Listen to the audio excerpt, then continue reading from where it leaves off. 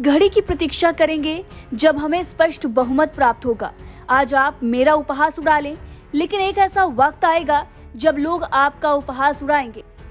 इस बयान पर आज हम चर्चा क्यों कर रहे हैं, ये तो आगे आपको पता चल जाएगा। लेकिन ये बयान है किसका, अगर आपको पता चल गया है तो कमेंट बॉक्स में कमेंट करके जरूर बताइएगा। श्रीमती सोनिया जी का भाषण पढ़ा। मुझसे बेहतर, मुझसे अधिक एंड ब्रेजनली करप्ट, मुझसे अधिक सक्षम लोग थे। आज जब कांग्रेस पूरी तरह से समाप्त होने के कगार पर पहुंच चुकी है, तब जाकर राहुल गांधी सड़क पर उतरकर कांग्रेस को बचाने की कोशिश कर रहे हैं। आज के हालात ये हैं कि कांग्रेस से ज्यादा सीटें क्षेत्रीय पार्टियां ला रही हैं और चारों तरफ कांग्रेस के चुनावी परिणाम का मजाक बन रहा है।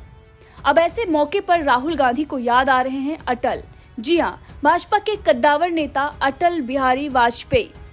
राहुल गांधी कांग्रेस को बचाने के लिए कर रहे अपनी भारत जोड़ो यात्रा के दौरान ही अटल बिहारी वाजपेयी के समाधि स्थल पर पहुंचे हैं।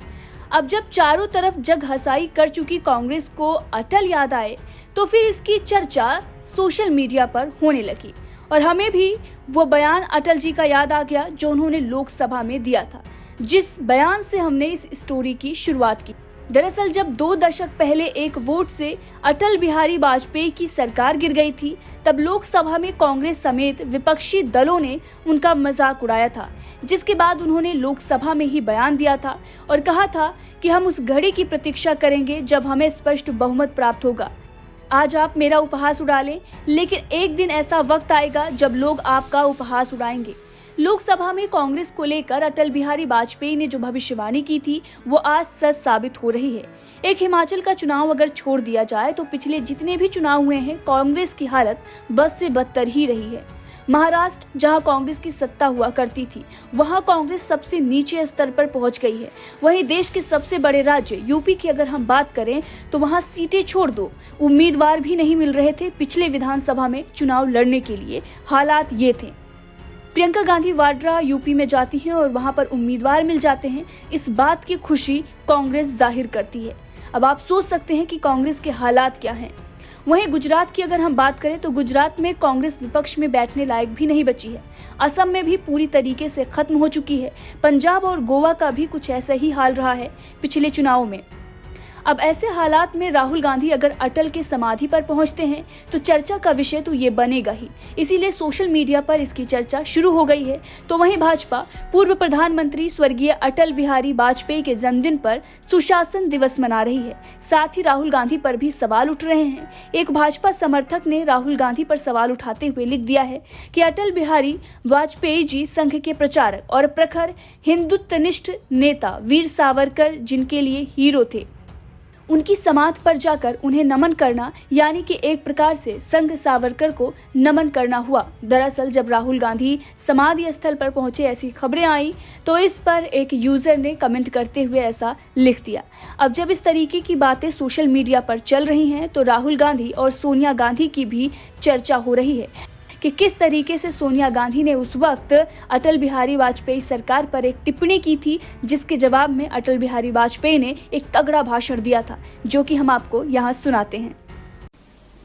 अभी तो मैं पढ़कर दंग रह गया जब मैंने श्रीमती सोनिया जी का भाषण पढ़ा।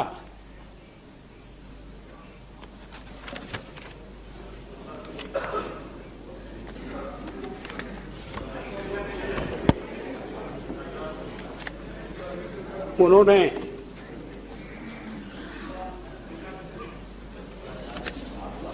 सारे शब्द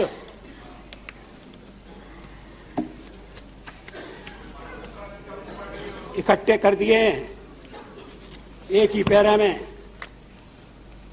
the BJP led government has shown itself to be incompetent, insensitive, irresponsible and brazenly corrupt.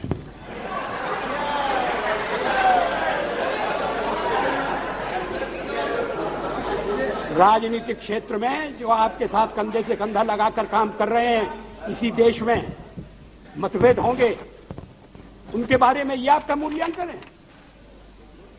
मतभेदों को प्रकट करने का ये तरीका है, ऐसा लगता है।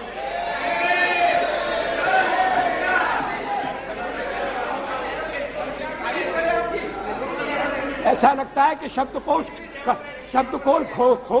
खोल कर बैठे गए हैं और उसमें से ढूंढ कर शब्द निकाले गए हैं। Incompetent, insensitive, irresponsible.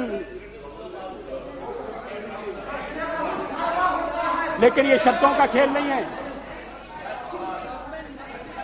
It is a government that has betrayed the mandate of the people.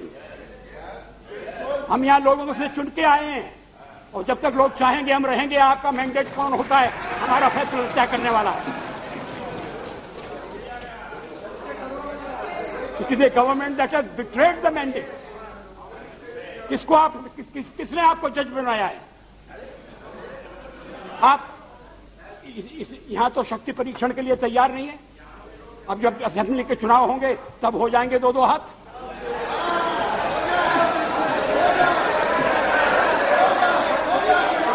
लेकिन ये क्या है?